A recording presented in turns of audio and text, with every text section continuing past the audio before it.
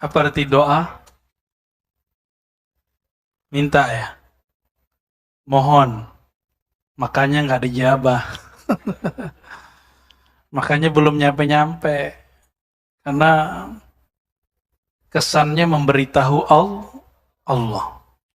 Sebelum kita dicipta, Allah sudah tahu belum hajat kita apa. Maka Allah pasti sudah menyediakan semuanya tanpa kita minta. Itu sebabnya orang-orang musyrik tanpa dia meminta kepada Allah, mintanya ke selain Allah pun dikasih. Ya. Supaya Allah memberkahi kita yang hadir, guru-guru kita semua, membukakan mata hati pikiran. Mari kita baca surah Al-Fatihah. Kita hadiahkan untuk kepada siapa yang diturunkan Al-Fatihah kepadanya. Baginda Nabi SAW dan imam kita yang pengarang kitab ini, Al-Imam Abul Qasim Al-Qushairi. Al-Fatihah. A'udzubillahi minasyaitonir rajim. Bismillahirrahmanirrahim. إياك نعبد وإياك نستعين صراط الذين أنعمت عليهم ولا الضالين. باب الدعاء بسندنا المتصل للإمام أبي القاسم الكشيري قدس الله سره قال: ادعوا ربكم تضرعا وخفية. Dalam surah Al-A'raf ayat 55, nah ini yang saya suka dari kitab ini, dia kalau nggak mulai dengan ayat, mulai dengan hadis. Dan ketepatan bab ini memulai dengan dua-duanya. Mulai dengan ayat, hadis. Inilah yang menginspirasi kitab Riyadhus Shalihin, sebelum ada hadis dimulai dengan ayat. Pengarangnya kitab Riyadhus Shalihin, siapa pengarangnya? Imam An-Nawawi. Jadi thariqahnya Imam Nawawi, thariqahnya Qushairi. Thariqah Imam Nawawi, thariqah Imam Qushairi, yang sudah kemudian dikembangkan oleh Imam Ghazali. Ya. Ayatnya surat Al-A'raf ayat 55, ud'u rabbakum tadarru'an wa khufyata. Ya, wa khufyah. Mintalah kepada Allah dengan penuh tadarru'. Berarti ada adab. Jika engkau meminta kepada Allah, jangan ngeyel. Jangan sok-sok penting,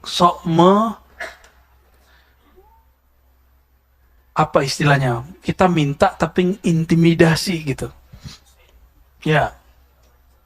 Itu nggak punya adab. Nah, maka kalau saya terjemahkan ini, mohonlah kepada Allah dengan adab.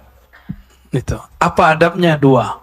Tadarru' khufyah. Tadarruan dengan penuh kerendahan hati. Jangan bilang, ya Allah kan saya udah doa, kok nggak dikasih-kasih juga? Nah, nggak bakal diangkat. Kita aja digituin orang nggak seneng kok, ya kan? Kita nih, Bapak nih ngasih proposal ke saya lupa buka proposalnya. Terus Bapak ngomong, Kak, aneh kan udah kirim buat ente. Mana? Bisa nggak gitu? Mana? Kapan cairnya? Saya kalau ketemu gitu, lu siapa? Bukan pakai aneh ente lagi. Ya, kamu siapa? Udah minta, marah-marah lagi, intimidasi lagi. Yang boleh intimidasi yang punya. Ya.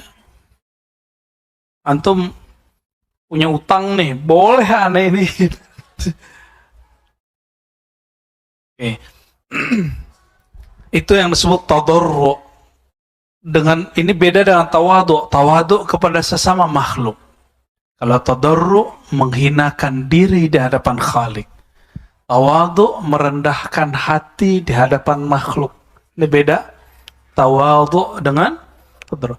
Tawadhu' dari kata tawadhu'a yatawadhu'. Wadhu'a, meletakkan egomu di depan makhluk. Kita ini kan masing-masing punya ego. Masing-masing punya ego. Kenapa seseorang mesti berguru? Karena di saat itulah dia meletakkan egonya. Maka antum yang hadir ini berarti salah satu egonya sudah dapat dikendalikan. Kan gengsi. Apalagi kalau ada yang ustadz di sini. Saya lihat ada wajah-wajah ustadz sih ya. sembunyi-sembunyi gak usah sembunyi, orang tuh mengaji aja. Aneh juga ngaji kok. Ini cara saya untuk ngaji. Karena waktu kita untuk membaca sudah nggak ada. Sok sibuk. Maka saya dalam taklim ngaji kitab. Mengulang-ulang apa yang dulu pernah kita baca. Ini kitab dulu saya baca umur saya 14 tahun. Ya. Guru saya bilang, saya udah tua. Seharusnya kamu. Makanya ketika beliau mengatakan begitu, saya ingat saya harus selesaikan baca kitab ini. Umur 14, umur 15 guru saya wafat. Ya, Abuya Hasan Basri Jalil, mursyid saya dalam Thariqah Naqsyabandiyah dan Samaniyah Qadiriyah. Ya, rahimahullah syekhana. Amin.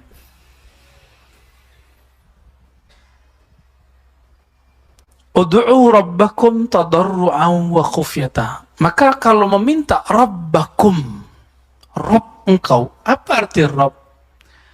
Rabbun itu secara nama ini berbeda dengan ilah, tapi yang dinamakan sama. Allah yang kita sujud kepadanya, Allah menamakan dirinya ilah. Allah tempat kita menggantungkan harapan, yang menumbuhkan satu helai rambut di tubuh, yang menjaga peredaran darah kita, semua tulang ini, itu disebut Rabb. Dia juga, dialah Rabbun, dialah ilahun. Udah jadi bahasa Indonesia, Rabbi. Biasanya para penyair sastrawan mengatakan Rabbi izzati. Izzati artinya keagungan Allah Subhanahu wa taala.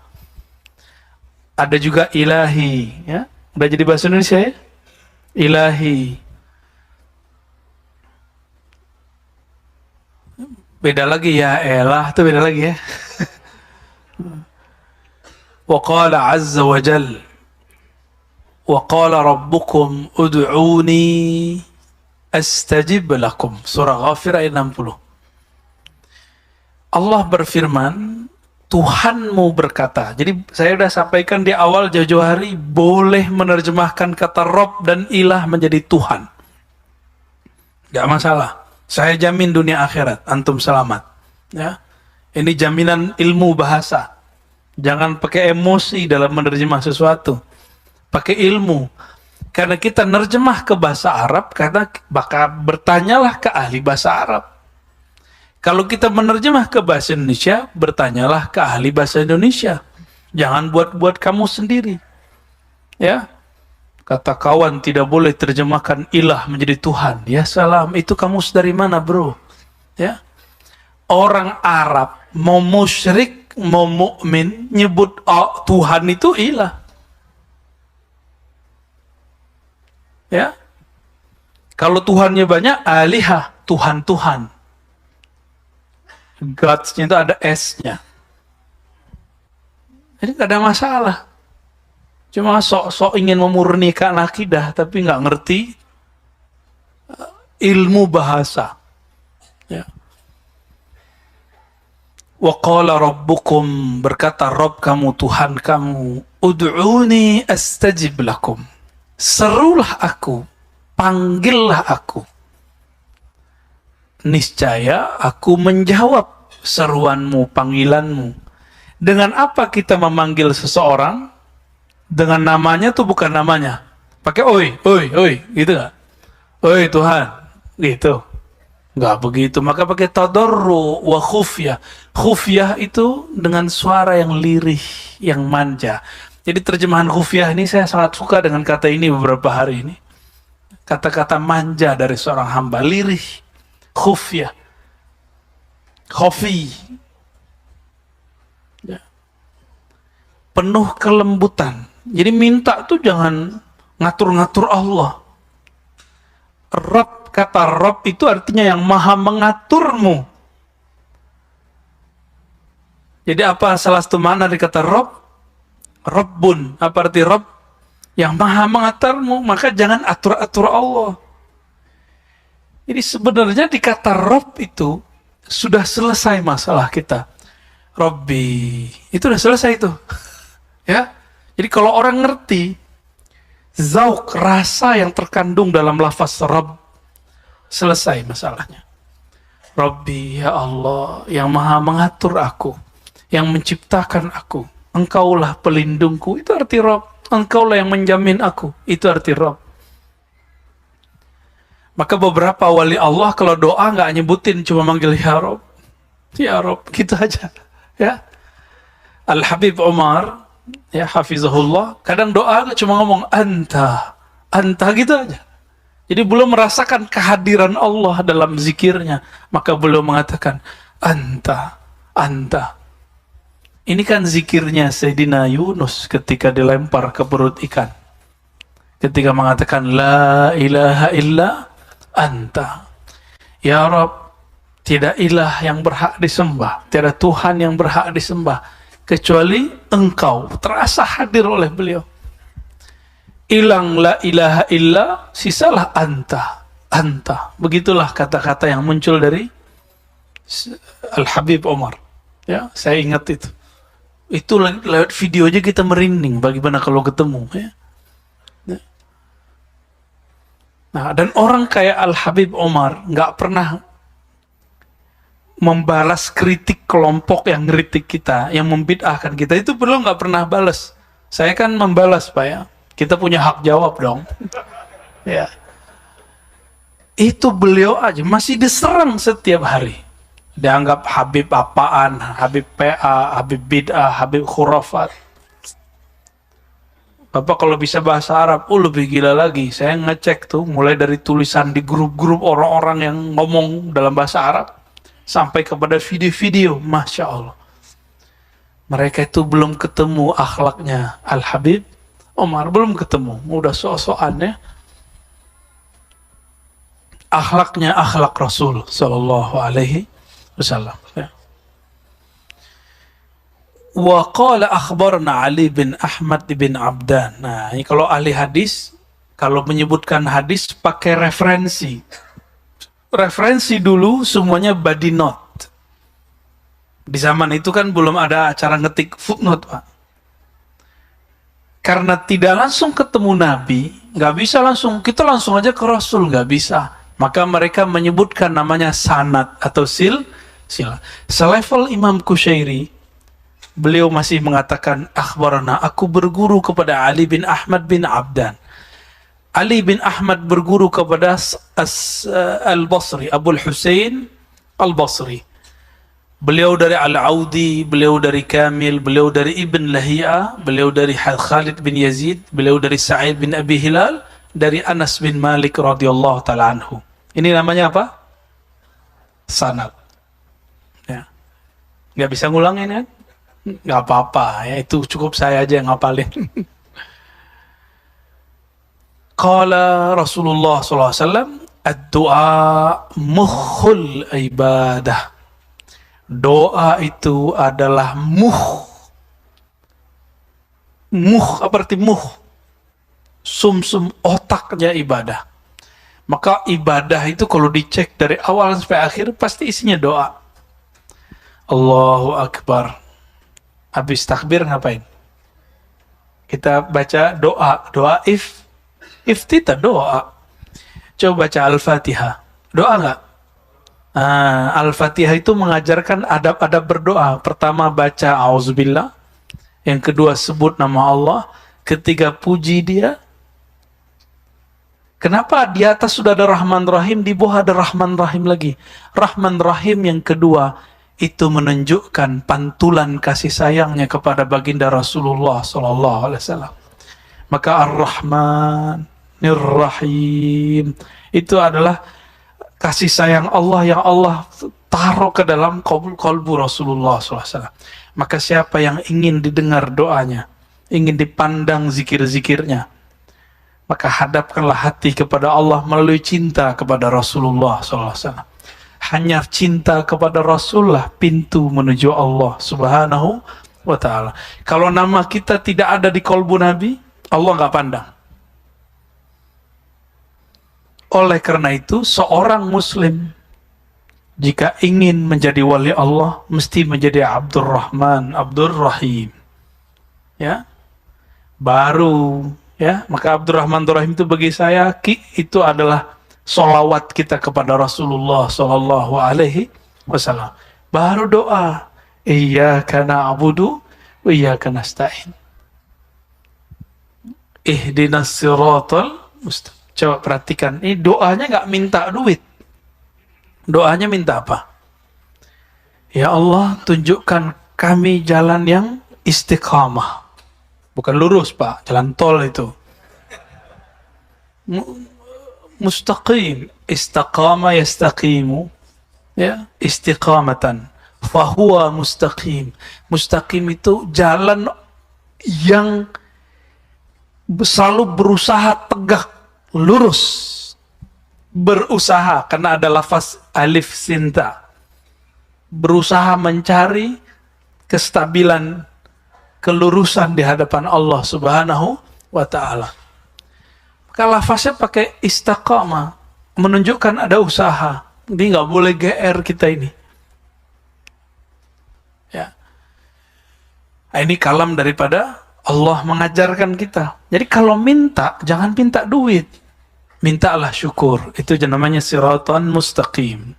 Siratal mustaqim itu jalan yang lurus, syukur. Mintalah syukur kepada Allah. Antum gak usah minta zikir yang banyak. Mintalah supaya dibantu berzikir. Jangan minta suci, gak mungkin kita ini bukan hamba yang suci. Mintalah taubat nasuha.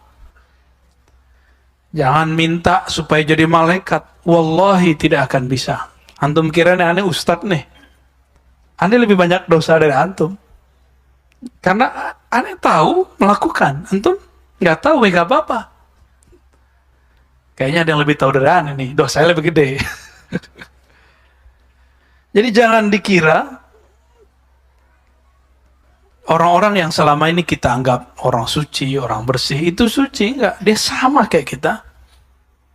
Ya. Jadi kalau nanti kita menemukan kekurangan di orang-orang yang kita anggap guru, berarti dia benar seorang guru. Dia bukan nabi. Kalau antum ketemu guru nggak pernah maksiat, nggak pernah salah, jangan-jangan dia bukan orang, tapi malaikat lagi menyerupain. Ada nggak orang begitu? Nggak ada. Ya. Ad-du'a mukhul ibadah. Doa itu inti dari semua ibadah. Ya. Doa dalam bahasa Arab diartikan menyeru. Menyeru mesti kepada sesuatu yang jelas ada. Maka panggillah dia. Jadi doa itu memanggil. Panggillah dia dengan namanya. Doa juga bisa diartikan berkoneksi. Jika kita hendak berkoneksi, menelpon seseorang, nomornya harus pas. Betul. Kita mau nelpon seseorang, kita nggak dikenal sama dia, dia angkat nggak? Paling dia bilang, siapa nih? Aku, mati no dia. Harus tawasul dulu. Saya muridnya si Anu, diminta untuk datang. Ya. Oh ya udah datang. Gitu Pak. Itu baru hukum manusia. Adab-adab kepada manusia itu diturunkan daripada adab-adab ketinggian kepada Allah Subhanahu wa ta'ala. Makanya disyariatkan tawasul di situ. Tawasul bukanlah meminta kepada makhluk. Tawasul itu beradab kepada Allah karena kita kenal Allah lewat makhluk. Itu bedanya ya. Ya Allah, kami ini muridnya Syekh Abdul Qadir Jilani, pengikut Syekh Abdul Qadir Jilani. Ya Allah, kami ini pengikut Syekh Naqsyabandi. Ya Allah, kami ini pencinta Ahmad Tijani. Ya Allah, ya Allah, ya Allah. Sebutkan itu. Ahmad Rifai, Idris Al-Idrisi, As-Sanusi, Burhami, Dusuki. Sebut semuanya. Samani. Ya Allah, kami ini semua mencintai kekasih-kekasih Engkau. Allah lihat, sahih-sahih ente diterima kita ya. Kalau nggak ngantri kita Pak. Ya. Di akhir zaman ini sudah digabung semuanya kepada satu nama, Al-Imam Al-Mahdi. Ya. Jadi kalau doa, kirim Fatihah untuk Al-Imam Al-Mahdi. Siapa tahu umur kita panjang kita bersamanya. Amin ya Rabbal.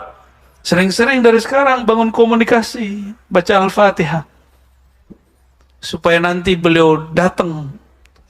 Sekarang sudah ada. Ya, karena Dajjalnya sudah, menurut saya sudah zahir. Ya. Terus kita berkoneksilah dari sekarang. Mulailah mengajak diri ini berbicara. Istafti qalbak. Berkoneksilah dengan kolbumu. Ini kalam Nabi, hadis Imam Tirmidzi, hadisnya sahih. Hanya orang-orang yang berkomunikasi dengan dirinya bisa selamat di akhir zaman. Karena nanti sudah nggak ada telepon. Terus antum mau ngomong sama orang pakai apa? Harus pakai kolbu. Kita di sini, dia di mana? Nanti kita kolbu, kita ngomong. Tunggu saya di sana. Tunggu. Ya, ini ngajinya kita kan masih siang, masih sore nih ya. Nanti latihan ngaji tengah malam. Kenapa harus ngaji tengah malam? Itulah gerilya Rasulullah ketika beliau awal membangun Makkah. Tapi gagal. Maka beliau mundur ke Madinah. Mundur untuk maju. Kapan Rasulullah buka majelis?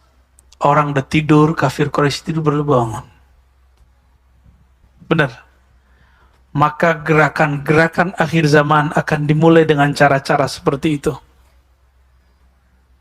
Ya, gerakan-gerakan akhir zaman akan memulai zikirnya, kajiannya, latihan-latihan rohaninya dengan bangun di tengah malam.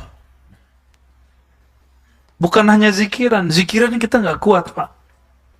Antum 15 menit aja udah ngantuk-ngantuk, matanya merem, mulutnya kolmat kamit, pikirannya udah tidur. Tahu-tahu tasbihnya udah berapa aja kan? Jatuh. Pengalaman tuh ya. Bukan aneh yang ngomong ya. Wad du'a miftahul hajah. Kata Imam Al-Qushairi, doa itu pembuka hajat. Kunci pembuka hajat. Wa huwa mustarwahu asbah ashabil faqat. Doa itulah yang membuat orang-orang yang punya masalah dapat rehat. Ini penting sekali. Antum gak akan bisa rehat ngadu ke bos. Gak akan bisa tenang ngadu kepada makhluk. Kepada teman. Gak akan tenang. Hanya dapat mengadukannya kepada Allah SWT. Mau urusan duit, urusan keluarga, urusan jodoh. Ikut nih komunitas biro jodoh. Ya belum tentu juga, ya kan? Ikut kerjaan ini itu belum tentu. Dunia ini nggak menentu, karena dunia ini memang diciptakan Allah tidak menentu, fana. Jangan meminta kepastian dari dunia, mintalah kepastian daripada Rabbud dunia, pemilik dunia. Wa malja'ul muttarrin, doa itu adalah tempat larinya orang-orang yang sedang kepepet. Nah, ilmu kepepet tuh. Maka kita udah ketemu beberapa orang ahli Thariqat Al-Kepepetiyah. Emang dahsyat. Rata-rata jadi, nggak usah jauh-jauh mahasiswa kita nih. Besok mau tugas, malam ini baru nulis. Padahal sudah dibagi bulan lalu. Tapi kalau kepepet, maka ya, turunlah semua ilmunya ya. Ternyata kalimat ini ada dalam surat Az-Zumar. Ammay yujibul muttarra idza da'a. Siapa lagi yang akan menyahut seruan orang-orang yang kepepet? Nah, itu dia. Jika dia berdoa menyeru Allah Subhanahu, maka orang-orang beriman ini hobi dia kepepet. Ya. Kalau bisa tiap hari. Jadi kalau nggak ada masalah hari ini, nggak ada ujian hari ini, mereka bingung apakah aku ditinggal oleh Allah. Maka beruntunglah wahai orang-orang diuji. Engkau sedang mendapatkan hari rayamu. Hari rayanya hamba-hamba Allah jika dia sedang diuji oleh Allah Subhanahu wa ta'ala. Maka berbaik sangkalah kepada Allah. Kita akan lapang dada kepada makhluk. Ya.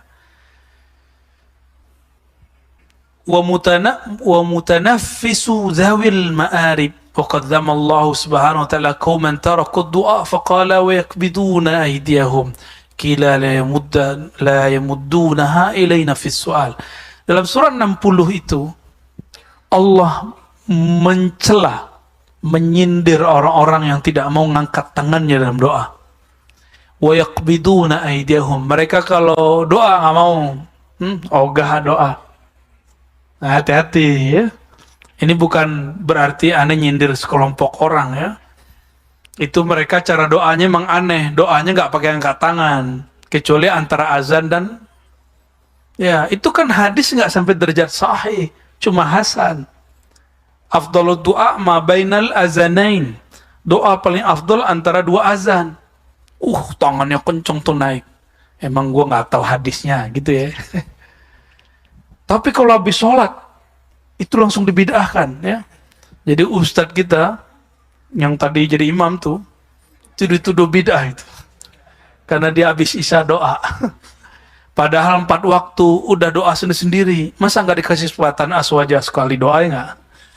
Kalau bisa nanti subuhnya juga doa ya, amin. Subuhnya doa bareng. Kenapa doa bareng pada subuh bagus? Karena mendoakan sesama muslim adalah afdalul a'mal. Doa yang paling bagus, amal yang paling keren. Antum mau mendoakan orang lain. Dari mana dalilnya? Hadis Imam Muslim. Doa seorang mukmin li akhihi, ya. Doa seorang mukmin untuk saudaranya. Kita kan egois. Kapan inti doain orang lain? Kapan? Kapan doain orang lain? Habis sholat beneran? Nggak yakin. Aneh paling cuma imam aja tuh. Kenapa khotib diangkat Allah jadi khotib? Karena dia mau mendoakan sesama mukmin. Allah maghfir lil mu'minina wal mu'minat. Kalau enggak turun dia enggak sah salatnya. Ya. Jadi rukun itu. Jika rukun ibadat salat Jumat dalam khutbah ada doa terhadap orang beriman, maka ruknul walayah, rukunnya kewalian, seorang yang dicirikan wali ada pada dirinya, dia bahkan mendoakan orang yang dibenci supaya menjadi baik.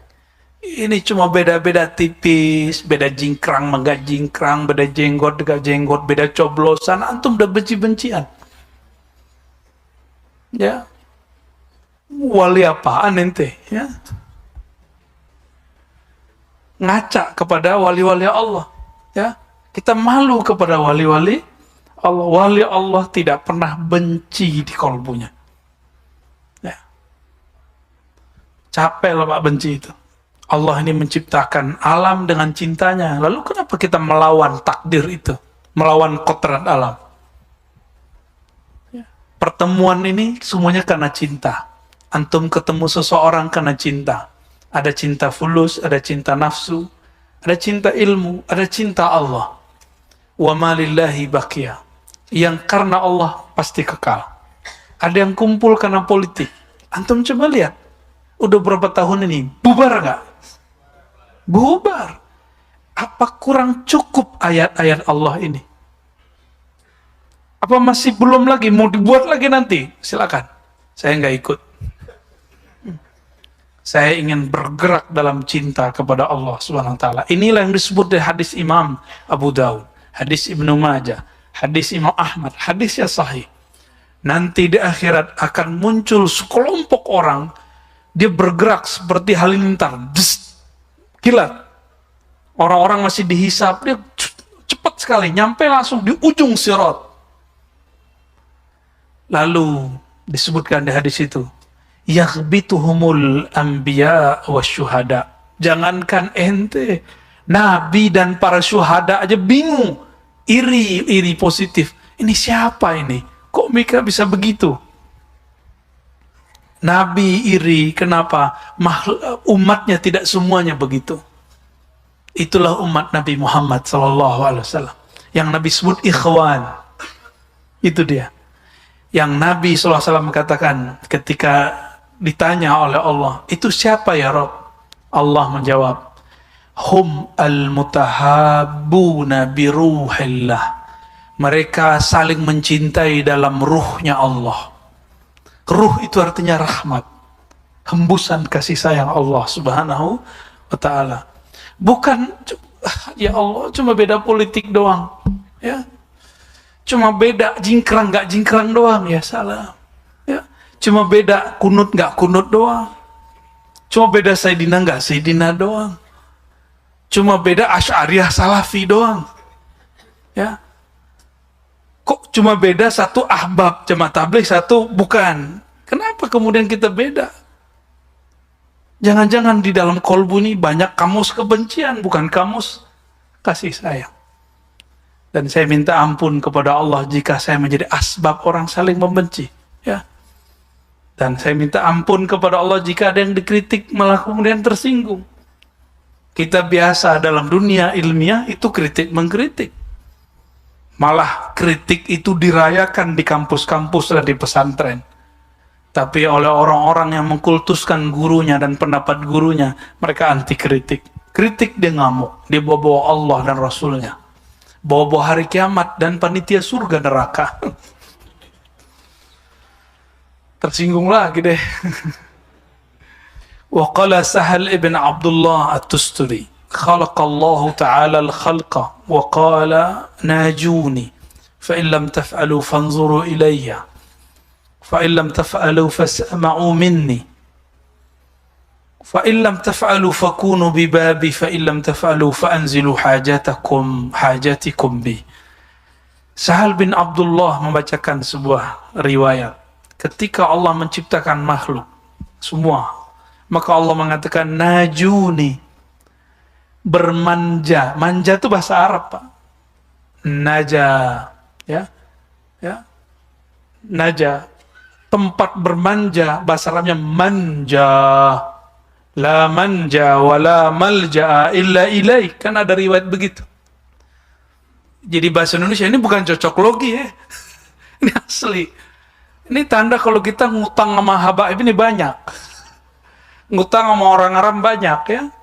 Bermanja-manja, ya. Bermanja itu pengen dibebaskan, pengen diperhatikan.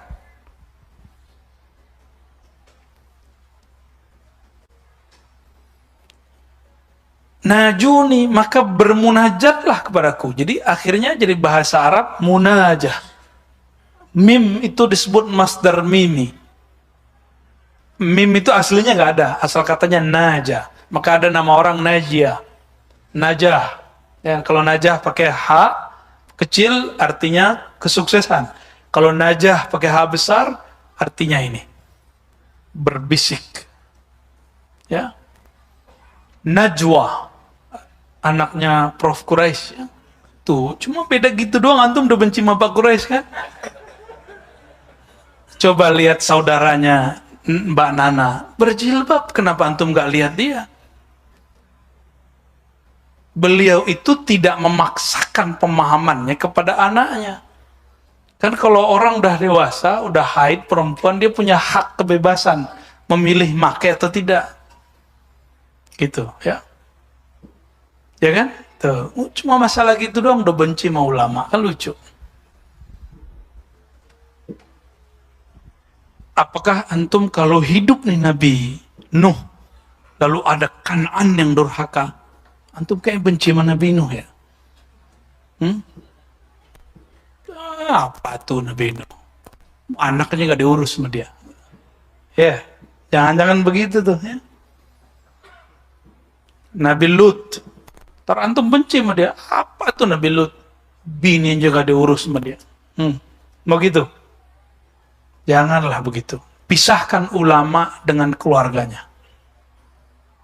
Hargai ilmunya, ya. Itu dari TK sampai S3 dia ngajinya ngaji hadis, Quran, tafsir, usul fikih. Saya punya perbedaan dengan beliau, tapi saya menghargai beliau karena ngajinya lebih lama dari saya. Itu angkatan guru dari gurunya saya. Guru saya punya guru, itu umurannya beliau tuh, ya. Berarti kalau sama aneh antum sama dia udah kakek apa tuh? Kakek buyut. Ya, saya berguru juga kepada beliau, tapi ya event tertentu aja. Setelah dari itu baru saya paham, oh selama ini saya salah faham terhadap beliau. Ya. Wahai makhluk, bermunajatlah kepadaku. Jika engkau tidak melakukannya, maka pandanglah aku. Maksudnya pandanglah nikmatku. Jika engkau tidak sanggup melakukannya, maka dengarlah ayat-ayatku. Jika engkau tidak melakukan juga, fakunu bibabi, datanglah ke pintu-pintuku. Pintu-pintunya Allah apa? Wali-walinya, kekasih-kekasihnya. Bukan masjid, Pak. Masjid kalau nggak ada ulamanya, disebut masjid nggak? Nggak ada, nggak menarik masjid kalau nggak ada ulamanya. Yang membuat masjid itu menarik dikunjungi karena ada guru di situ, ada imam di situ. Ya, jadi daya tariknya bukan sajadah yang bagus. Maka seorang pengurus jangan sibuk cuman membangun fisik, sibuklah membangun peradaban rohani dan intelektual. Insya Allah masjidnya akan ramai terus. Ya. Karena orang-orang yang datang seperti antum ini bukan orang-orang yang cari makan malam tuh. Ya kan? Antum cari makan ruhani. Soalnya kan? Berarti antum datang ini bukan fisiknya yang datang. Yang datang itu adalah rohaninya. Itu yang datang. Ya. Alhamdulillahirabbil. Udah seneng aja. Jika engkau tidak melakukan itu juga, fa'anzilu hajatikum bi, maka serahkan saja hajatmu kepadaku. Saya bertawakal gitu.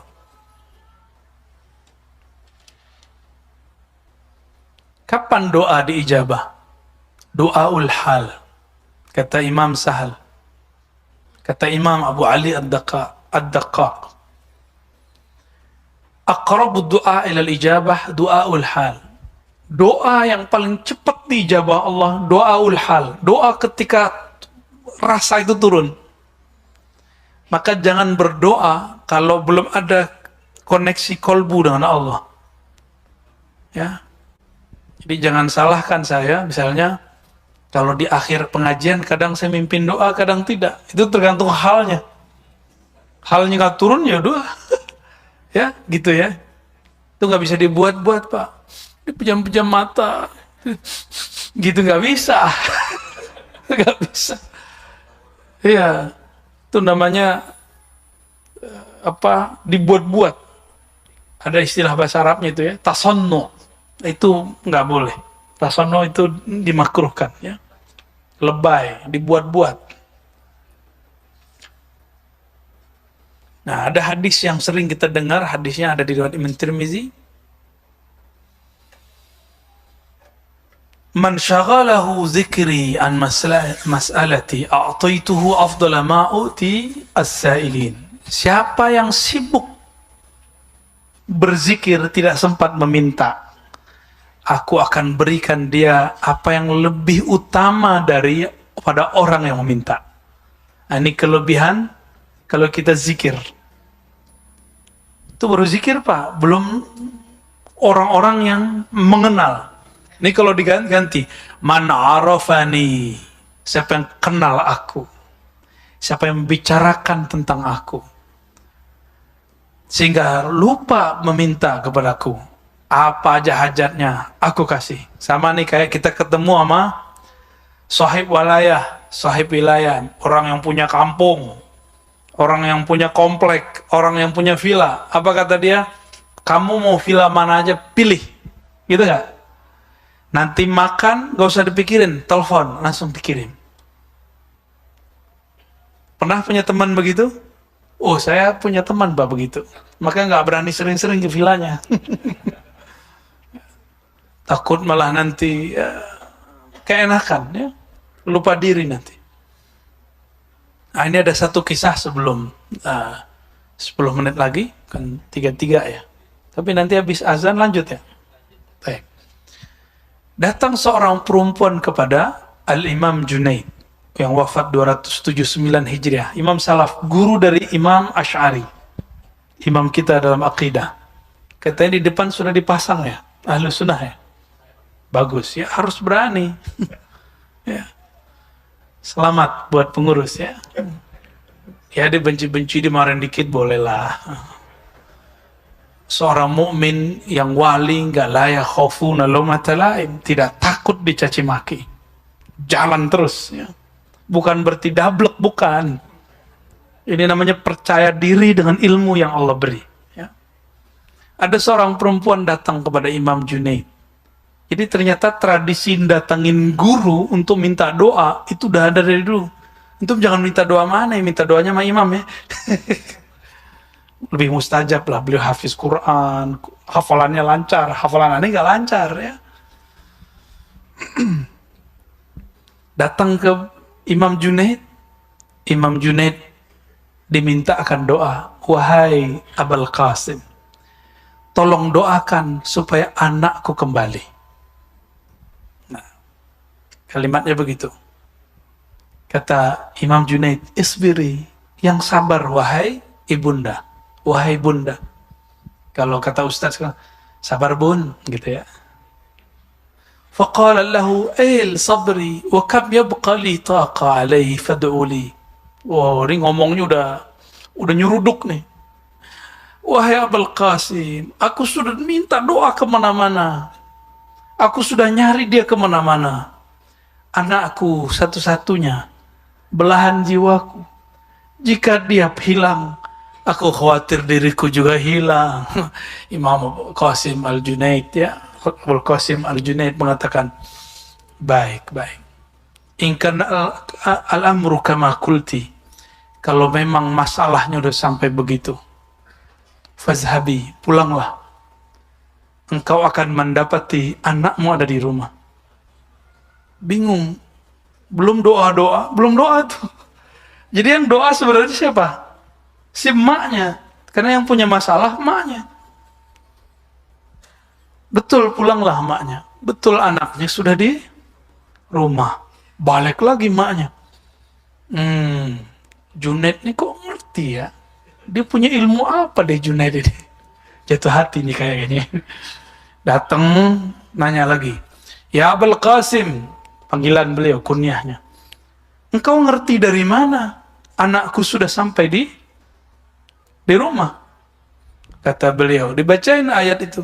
Surat An-Naml ayat 63 atau surat Az-Zumar, ya, mirip. Amma yujibul muttarra idza da'a.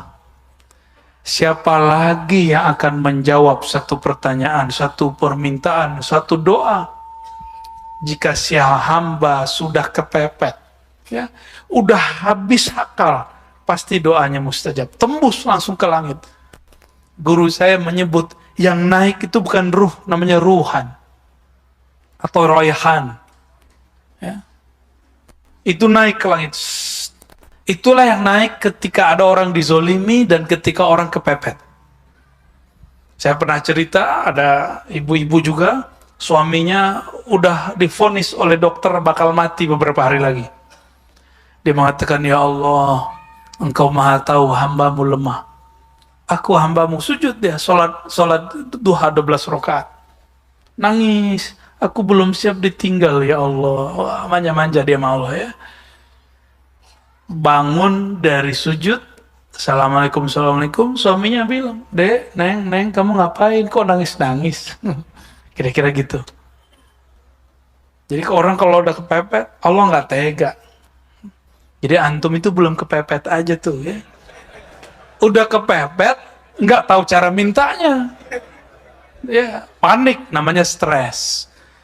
Inilah yang disebut tadi kalimatnya, doa itu adalah jalan satu-satunya orang-orang kepepet. Maka orang yang tidak mengerti doa, dia akan stres. Inilah rahasia doa, ini nggak disebutkan di kitab. Jadi ini rahasia, min asrarid doa, ya, salah satu rahasia doa dapat membebaskan seseorang dari stres. Antum nih yang stres-stres nih, wajah-wajah stres kan ini. Bekas-bekas pandemi.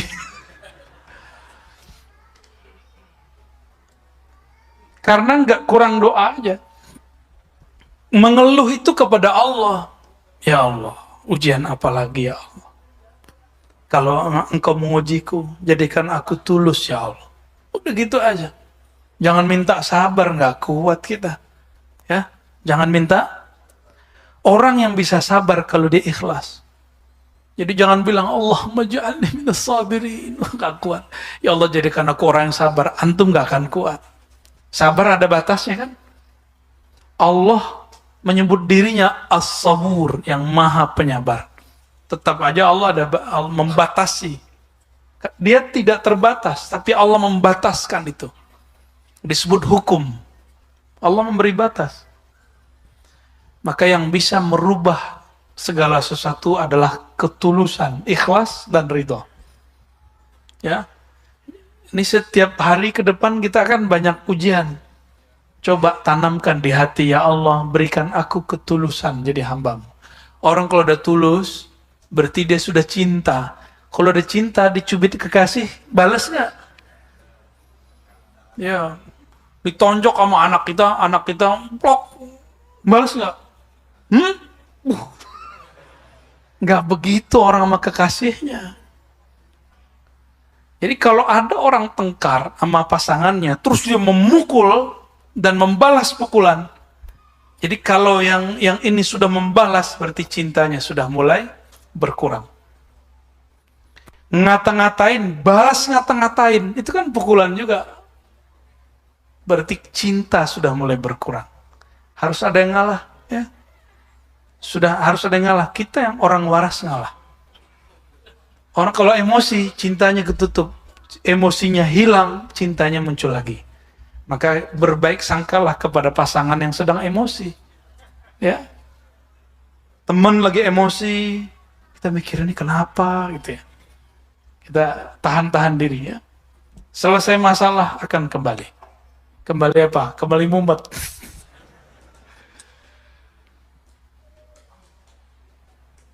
Apa kata beliau? Yajibu ayakuna al-abdu sahiba du'ain bilisani wa sahiba ridha biqalbi. Semestinya seorang hamba Allah, lisannya sibuk menyebut nama Allah, batinnya sibuk untuk meridhoi ketentuan Allah. Jadi jangan atur-atur Allah. Ini tips biar antum hidup bahagia. Ya.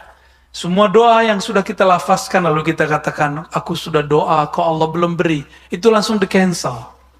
Yang tadi mau naik udah nyampe di langit pertama jatuh lagi. Ya, karena tawasulnya kurang, sholawatnya kurang, itu nggak naik-naik tuh.